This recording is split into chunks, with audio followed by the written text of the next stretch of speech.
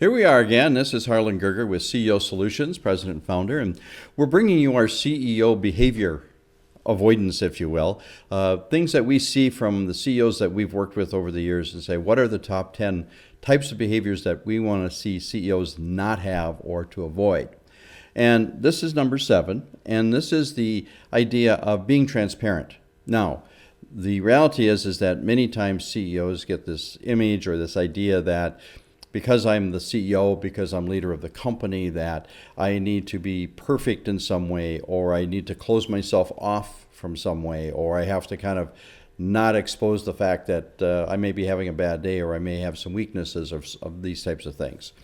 And so we get this very stoic, very staunch, and very closed off type of CEO oftentimes. And what happens with this, and why this is something that we want to avoid, is that it doesn't engender trust. Now, trust comes from many, many different places. But one of them is, do we perform well and can we get the job done? But the other is, do I truly understand you? Do I really know who you are? Do I see you as a human just like I do? And especially with our leadership team, we have to be able to be somewhat transparent. Now, it doesn't mean that we expose every single thing that we have, every single emotion we have, or every feeling we have, or every doubt that we might have. But we are open enough to say, you know what, I need some help with this. I need to be able to look at this differently. I have this is an area where I'm not strong. I'm weaker in this area.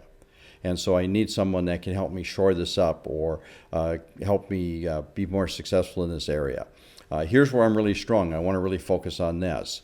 But that idea that the CEO cannot have any kind of flaws or can't have any emotions or can't have a bad day or not make an error, that would be a falsehood. And what we see as a result, if this is the type of attitude or this is the type of approach that CEOs take, is that they don't have trust, and that there seems to be a lack of or an avoidance of making decisions at the next level, or they're not willing to maybe venture out because they don't really understand or don't know how the CEO is going to react or how they're supposed to be functioning.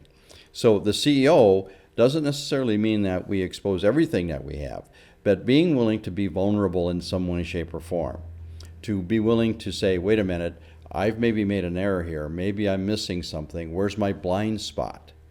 These are the kind of questions that a good CEO will ask. And they'll say things like, where is my blind spot? What are you seeing that I'm not seeing? How do you see this, and why do you see it that way versus the way I see it? And allow that kind of dialogue to be going on. What is it that you're concerned about? What do you see me doing that's getting in your way? Because oftentimes we have those things that we're doing that we might not be aware of, but until we ask people, they're not willing to tell us.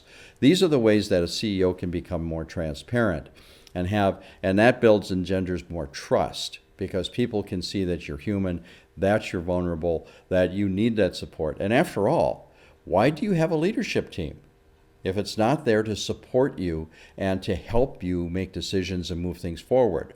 If your leadership team is nothing more than a token bunch of yes people, I'm saying that you probably have the wrong leadership team, and you need to really look at your leadership capability and style.